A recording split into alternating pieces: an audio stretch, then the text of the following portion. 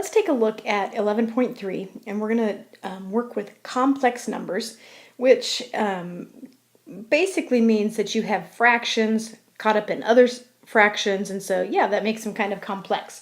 So let's start with just one that deals with numbers. Okay, if you have a fraction that's being divided by another fraction, okay, whether you write this with a nice little division sign or if you use a fraction bar, it's still division. And we don't divide fractions. We instead multiply by the reciprocal. So what we'll do, instead of dividing by 8/5, we will come up here and we will multiply it by the reciprocal, 5/8. Okay, then you can multiply straight across. Actually, even before that, I'd probably try to do a little bit of reducing. I have a 4 and an 8. Remember, you can reduce fractions anytime you have something on top and on the bottom that have a common factor. 4 goes into both of these. So 4 goes into 4 once, 4 goes into 8 twice.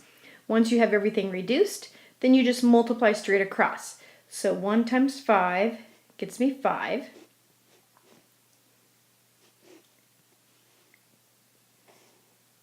And 9 times 2 gets me 18. So my answer is 5/18. So that process is the same whether you have numbers or if you have variables in there. That's exactly how you're going to start the problem. So let's look at this one that has variables in it. So instead of dividing by this fraction, I'm going to bring it up and multiply by the reciprocal. So that means multiplying by 5x squared over 4x minus 5. And then we try to do some reducing. Now, typically to be able to reduce, you might have to do some factoring, but remember you can only cross things out that are being multiplied. So this takes you back basically to doing multiplication with these types of fractions. Okay, so I have this x plus 5. It's tied together through that addition, so there's no way to separate the x and the 5. There's no way to separate the 4x and the minus 5 there. But on this 6x, that's actually being multiplied. So I can separate the 6 and the x. I can separate the 5 and the x squared because they're being multiplied. So as far as reducing, I'm going to be able to reduce the x with the x squared. So to do that, I'm going to take this, divide it by x. I'm going to take this and turn it into an x to the first power, or just an x. So I'm reducing it by 1x. That's about the only reducing I can do. Sometimes there's a lot, but most of the time you don't have a lot that you can reduce. So then my final answer, when I multiply straight across, I'm going to have an x with an x plus 5. And if you want to distribute that through, you can certainly do that. And then on the bottom, I'm going to have a 6 and a 4x minus 5. And again, if I want to distribute that, I can. I'm going to go ahead and leave it factored out. And there's my answer. Okay, let's take a look at another one. This one is a little bit different because I have addition going on in the numerator and I got subtraction going on down here. This whole idea of coming up and multiplying by the reciprocal only works if this is a single fraction, and it's not. It's kind of got this addition and subtraction separating it. So here's what I need to do. I need to look at the numerator individually and think back to when we were adding fractions. I'm going to change this 3 to a 3/1, and then I'm going to add these fractions by getting a common denominator. So my common denominator would be x, so this side times x, and that's going to get me a 3x plus 5 over my common denominator of x. Now let's try doing it on the bottom. I'm going to take this 3 and put it over 1, and I'm going to look for what my common denominator is. It's going to be x squared, so take this times x squared, and so then that would multiply to 3x squared, and then I'd have a minus 5 all over my common denominator, x squared. All right, now I managed to get this to be one big fraction, and that's better than having separate ones here. I want one big fraction. Now I'm going to bring it up, and let's multiply by the reciprocal. So if I bring it up here and change it to multiplying by x squared over 3x squared minus 5, and before I multiply, let's look to do some reducing. Okay, this 3x plus 5 is tied together through the addition. This 3x squared minus 5 is tied together.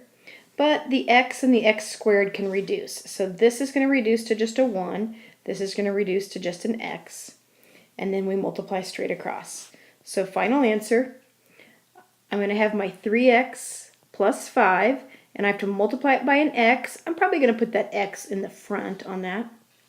And then on the bottom, I'm going to have my 3x squared minus 5. It's being multiplied by 1, so I'm not going to bother putting anything out in front on that. And as similar as these two things are, they just simply aren't. Not with that addition. So we call that good. Okay, let's try one more. I tried to get kind of a messy one here. This has a lot of stuff. This is going to be a little bit trickier. Okay, so same idea as last time. I've got two fractions on the top, so I'm going to have to merge these together into one big fraction. Same thing down here. Then I'll bring it up and multiply by the reciprocal. But look at these denominators. These are a little messier for finding a common denominator. These basically have nothing in common. So this is that scenario where you take each of them times the other. So I'll take this side times x plus 7. I'm going to take this side times x minus 2. Okay, so I'm going to end up with then, I'll do this kind of in stages because it's going to get messy if I just do it all.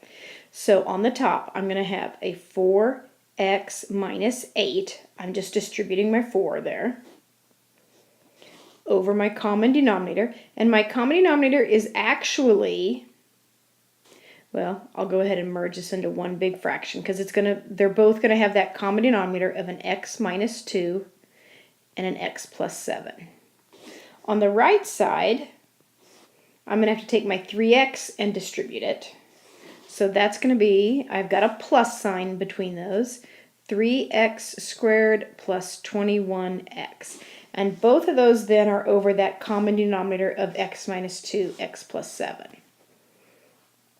Okay, I can clean up that numerator, but before I do that, I'm going to do the denominator, same deal. Okay, so looking at these two things, remember that the plus sign ties that all together. So even though they both have an x, that's not really an x that you can use together. So you've got to have an x plus 2, and you've got to have a 4x.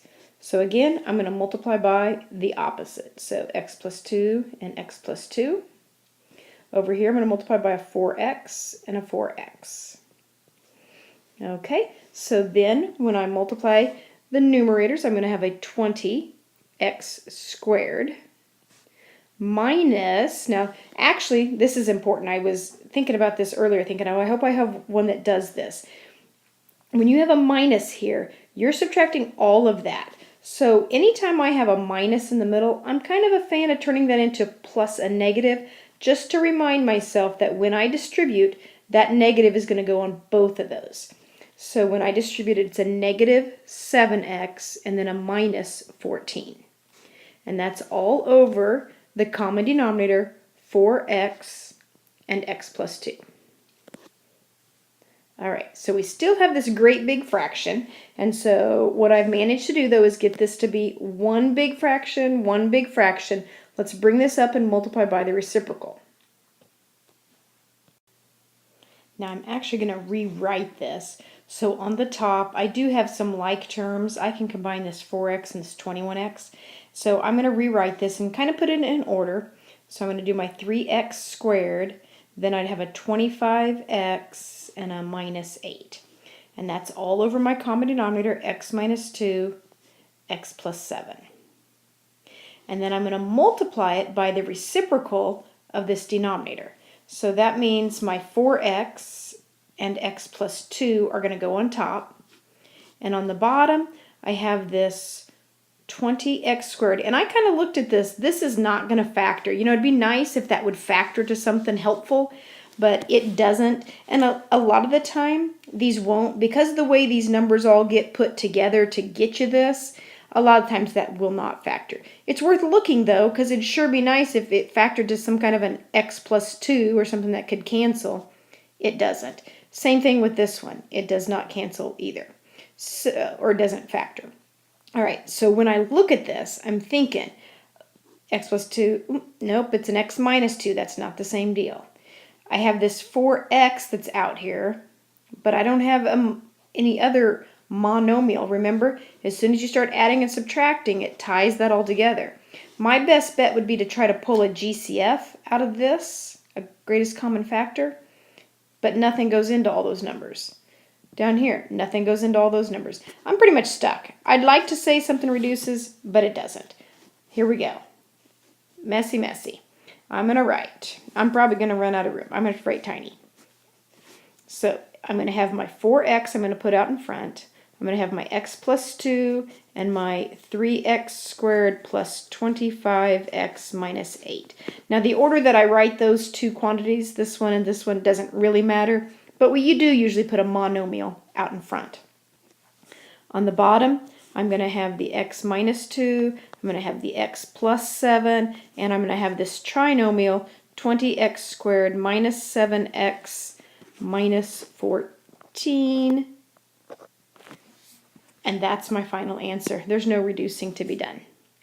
Okay, so some of these will be kind of ugly. That'll take you a while to type in, won't it? All right, good luck with this.